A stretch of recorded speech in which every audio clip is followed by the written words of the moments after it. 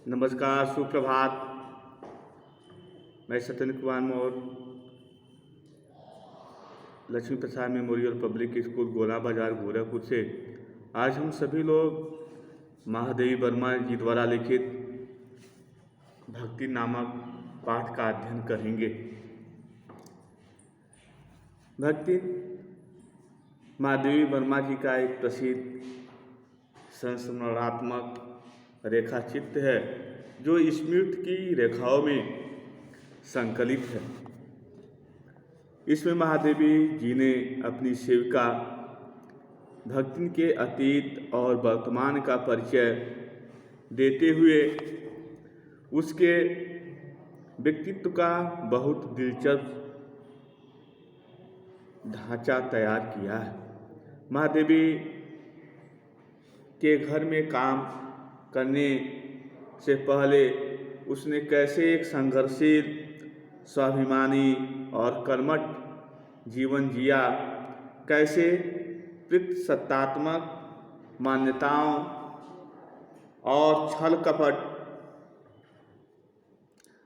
भरे समाज में अपने और अपनी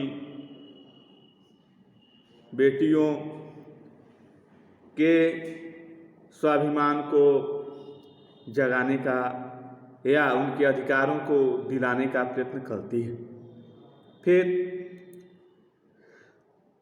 लड़ाई, यदि हम कहें जीवन के बहुत से पहलू होते हैं, उन पहलुओं में अनेक तरह की ऐसी विषमताएं या परिस्थितियां आके खड़ी हो जाती हैं कि व्यक्ति उन परिस्थितियों से या विषमताओं से अपने आप को इस तरह से निकालने का प्रयास करता है, लेकिन जब व्यक्ति को किसी प्रकार का मार्ग या रास्ता दिखाई नहीं देता है तो उस समय व्यक्ति अपने साहस, धैर्य और धीरज और अपनी हिम्मत से ही सभी परिस्थितियों यानी विषम परिस्थितियों में खास करके वह निकलने का प्रयास कर सकता है। यानी कहा जाए तो साहसी व्यक्ति का सबसे बड़ा वह गुण होता है जो सभी परिस्थितियों में व्यक्ति को बाहर निकलने के लिए मार्ग प्रशस्त करता है। ऐसे ही भक्तिन भी हैं।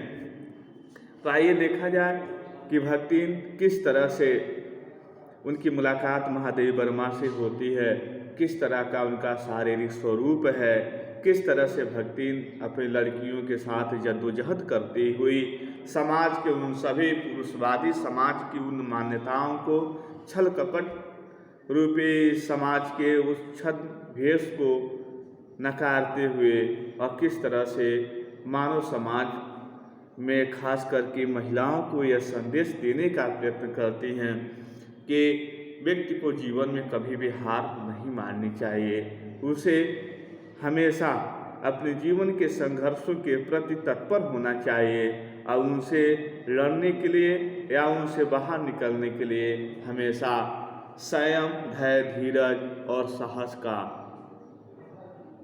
को बनाए रखना चाहिए। और इस तरह से भक्ति अपने संदेश के माध्यम से बताने का प्रयास करती है। आइए देखा जाए, छोटे कद और दुबले शरीर वाली भक्ति का जो शारीरिक संरचना है, छोटे कद वाली हैं, दुबले पतले शरीर वाली हैं, पतले ओठों के कोनों में दृढ़ संकल्प और छोटी आंखों में विचित्र समझदारी लेकर जिस दिन पहले पहल मेरे पास आप पहुंची या उपस्थित हुई। महादेवी वर्मा जी कहती हैं कि भक्ति छोटे कद और दुबले शरीर वाली, पतले ओठों वाली महिला होती हैं। काफ़ी समझदारी उनके चेहरे पर दिखाई देती है और जब पहली बार मेरी मुलाकात उनसे हुई थी तो ऐसे स्थिति में तब से अब तक एक युग का समय बीत चुका है। महादेवी वर्मा जी भक्ति के बारे में बताती हैं कि तब से आज तक एक समय का युग बीत चुका है, पर जब कोई जिज्ञासु उससे इस संबंध प्रश्न कर बैठता है तब वह पलकों की आधी पुतलियों तक गिराकर चिंतन की मुद्रा में ठोड़ी को ऊपर उठाकर विश्वास भरे कंठ से उत्तर देती है। लेकिन भक्ति के जीवन के अतीत के बारे में जब कोई व्यक्ति जानने का प्रयास करता है या भक्तिन के उस परिस्थिति के बारे में जानने का प्रयास करता है तो भक्ति उस समय अपने आप को नर्वस पाती हैं और इस तरह से वह अपने आप को नर्वस पाने के साथ ही साथ उनका मन अपने अतीत के उन दुखों या गहराइयों में इस तरह से उतर जाता है कि उस समय भक्ति का जो चित्त होता है बिल्कुल शांत हो जाता है। फिर वह कहती हैं कि जो ऊपर उठाकर विश्वास भरे कंठ से उत्तर देती है, तुम पचे का क्या बताई, यह 50 बरिस से संग रहित है। कहते हैं तुम पंचों को हम क्या बताएं अपने जीवन के बारे में, मेरे जीवन के जो दुख हैं वह 50 वर्षों के हैं और इन 50 वर्षों के दुखों को मैं ऐसे कम से कम समय में या क्षणिक समय में कैसे हम बता सकते हैं। और इस तरह से भक्ति उनको यह बताने का प्रयास करती हैं। इस हिसाब से मैं 75 की ठहरती हूँ और वह 100 वर्ष की आयु पार कर जाती है। महादेवी वर्मा कहती हैं इस तरह से मैं 75 की और वह 100 वर्ष की आयु पार कर जाने वाली भक्ति इसका भक्तिन को पता नहीं, लेकिन इतनी बड़ी उम्र है भक्तिन की, फिर भी भक्तिन को अपनी आयु या अपनी जो जीवन कितने अधिकांश वर्ष बीत चुके हैं उसका उन्हें किसी प्रकार का लिहाज या दुख नहीं है। पता हो भी तो संभव और मेरे साथ बीते हुए समय में रत्ती भर भी कम न करना चाहेगी। यदि पता भी हो फिर भी उसके जीवन में इतने संघर्ष हैं, फिर भी उन संघर्षों में भी वह अपने जीवन के रत्ती भर क्षण भर से भी वह अपने आप को असंतोष महसूस नहीं करती। मुझे तो विश्वास होता जा रहा है कुछ वर्ष और बीत जाने पर मेरे साथ रहने के समय को खींचकर 100 वर्ष तक पहुँचा देंगी, चाहे उसके हिसाब से मुझे 150 वर्ष की असंभव आयु का पार क्यों न ढोना पड़े।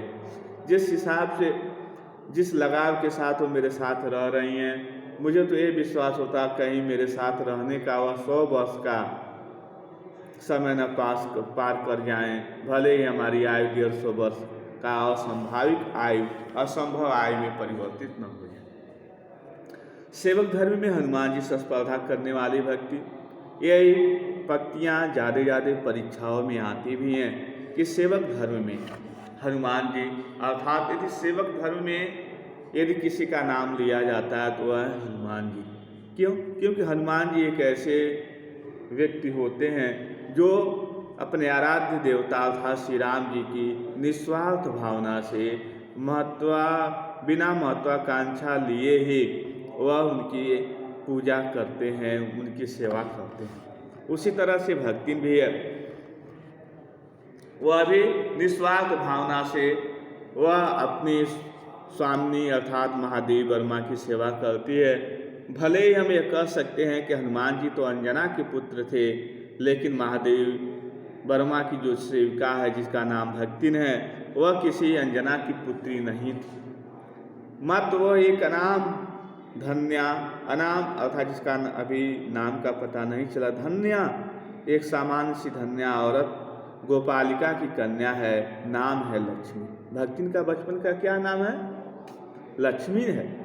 अब लक्ष्मी है पर जैसी मेरे नाम की विशालता मेरे लिए दुर्लभ है। कहते मेरे नाम की जो विशालता है मेरे लिए दुर्लभ है। दुर्लभ मतलब कि मेरे जीवन से किसी प्रकार का संबंध नहीं। नाम मेरा लक्ष्मी है।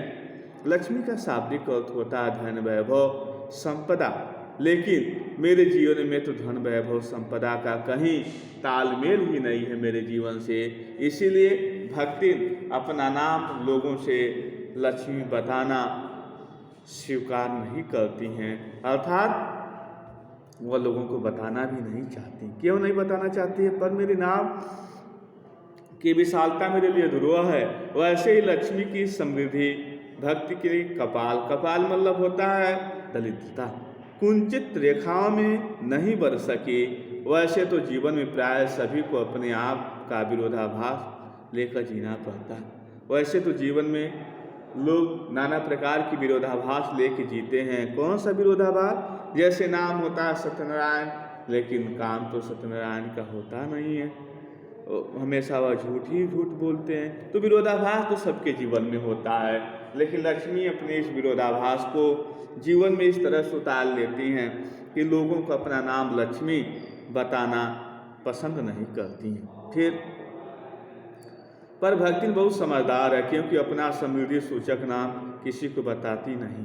केवल जब नौकरी की खोज में आई थी तब ईमानदारी का परिचय देने के लिए, लेकिन जब नौकरी की खोज में आई थी तभी वह ईमानदारी का परिचय देने के लिए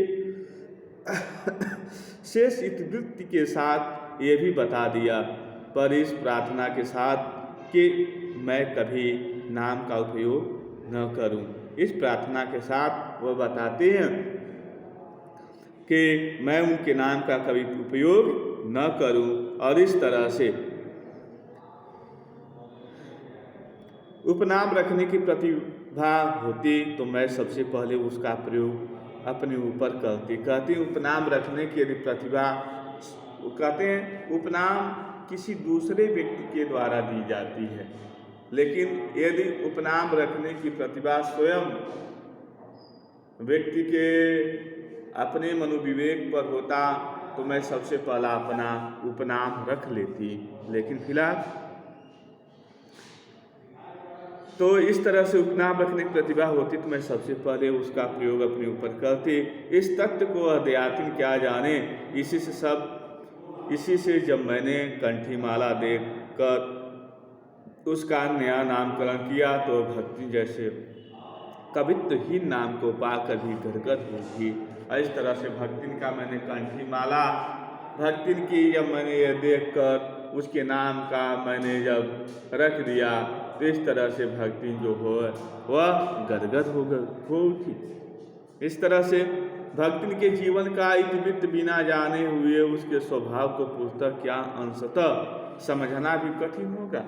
क्या भक्तिन के जीवन का इतिवृत्त बिना जाने उसके स्वभाव को पूर्णतः क्या अंशतः समझना भी कठिन हो। ऐतिहासिक झूसी में गांव प्रसिद्ध एक सुरमा, जो गांव है झूसी में, उसमें एक सुरमा नाम के एक व्यक्ति की इकलौती बेटी ही नहीं भी माता की किदंती बन जाने वाली ममता की छाया में पली है, और भी माता बिना माता अर्थात अपने सौतेली माँ की छाया में वह की ममता में पली बड़ी होने वाली वह उनकी इकलौती बेटी है। 5 वर्ष की वय में 5 वर्ष की उम्र में ही उस हंडिया गांव के एक संपन्न गोपालक की सबसे छोटी पुत्रवधू बनाकर पिता ने शास्त्र से 2 पग आगे रहने की ख्याति करवाई, और 5 वर्ष की उम्र में ही उनके पिताजी ने हंडिया नाम के गांव के एक संपन्न गोपालक के घर शादी की। जिस घर में शादी हुई उस घर की वो सबसे छोटी पुत्रवधू बन के वह जाती हैं, और इस तरह से पिताजी ने यह काम करके शास्त्र से निवृत्ति पाई, अर्थात पिता की यह नैतिक जिम्मेदारी भी हो, सामाजिक स्तर की जिम्मेदारी होती है, वह अपने बेटे बेटियों का समय पर शादी कर दे। एक प्रश्न उठता है कि आखिर 5 वर्ष की उम्र शादी की, अर्थात पहले सामाजिक जो कुरीतियाँ हैं बाल विवाह है, उस बाल विवाह को ध्यान में रखते हुए पहले 5 वर्ष 8 वर्ष इन कम से कम उम्र में लोग अपने बेटे बेटियों की शादी कर देते थे, और इस तरह से पिता ने यह कर दिया। बिना मांगे पराया धन लौटाने वाले महाजन का पुण्य, और जो उनकी माता हैं 9 वर्षीय, अर्थात भक्तिन की जब उम्र 9 वर्ष की होती है तो 9 वर्ष की उम्र में ही उनकी माता ने उसका गहना दे दिया, और इस तरह से बिना मांगे पराया धन लौटाने वाले महाजन का पुण्य लूटा, और माता ने बहुत जल्दी ही उनका गहना दे दिया। पिताजी अपनी इस इकलौती पुत्री से बहुत प्रेम करते थे, तो पिता का उस समय अगाध प्रेम होने के कारण संभवतः ईर्ष्यालु और संपत्ति की रक्षा में सतर्क माता ने उनके मरणांतर रोग का समाचार तब भेजा। पिताजी से भक्ति बहुत प्रेम करते थे, और पिताजी भी अपने इकलौती बेटी से बहुत प्रेम करते थे। उसकी माता को यह लगता था कि कहीं संपत्ति का हिस्सा न लग जाए, अर्थात पिताजी इसके कहीं संपत्ति में इसको भी हिस्सा न दे दें। इसलिए यह तथ्य उस समय स्पष्ट होता है जब उनके पिताजी काफ़ी बीमार हो जाते हैं, और हमेशा भक्ति अर्थात अपनी बेटी से मिलने के लिए जिद करते हैं, लेकिन माता ने ऐसा कोई संदेश उसके ससुराल नहीं भिजवाया। फिर यह संदेश उस समय भिजवाया जब उनके पिताजी मर जाते हैं, और जब मर जाते हैं तब उनकी सूचना वहाँ पहुँचती है। सास जी सोचती हैं ज़्यादा रोए ना, इसीलिए वो कहते हैं कि बहुत दिन हो गया तू नैहर नहीं गई, मायके नहीं गई, तू जा अपने माता पिता को भी देखा है, अर्थात उनका हालचाल देखा। लेकिन भक्तिन जैसे ही अपने माता पिता से मिलने के लिए जब वह नहर में आती है तो मानो उसके पैरों में पंख लग गए हों और काफ़ी तेज़ी से आते हैं, लेकिन गांव की सीमा पहुँचते हुए झड़ गए। लेकिन गांव की सीमाओं में जैसे वो उसके पैर पहुँचे, मानो उसके पैरों में लगे हुए जो पंख वह झड़ गए। हाय लक्ष्मी अब आई, गाँव के लोग कहना शुरू किए, हाय लक्ष्मी अब आई। अस्पष्ट पुनरावृत्तियाँ और स्पष्ट सहानुभूत दृष्टियाँ उसे घर तक ठेल ले गई और लोग उसके साथ हो गए और घर तक ले गए। पर वहाँ पिता का चिन्ह शेष था, लेकिन पिताजी वहाँ मर चुके थे, उनकी पार्थिव शरीर बस बची थी। न विमाता के व्यवहार में शिष्टाचार का लेश था। विमाता भी लक्ष्मी के आने पर उसका किसी प्रकार का उनके व्यवहार में परिवर्तन नहीं था। दुख से शिथिल और अपमान से जलती हुई उस घर में पानी भी पिए बिना उल्टे पर ससुराल लौट गई। और लक्ष्मी जो है अर्थात जिसका नाम भक्तिन है, वह उस घर में बिना पानी पिए ही वह पुनः मारे ईर्ष्या ज्वलन द्वेष से वह पुनः वापस लौट पड़ी। सास को खरी खोटी सुनाकर उसने विमाता पर आया हुआ क्रोध शांत किया।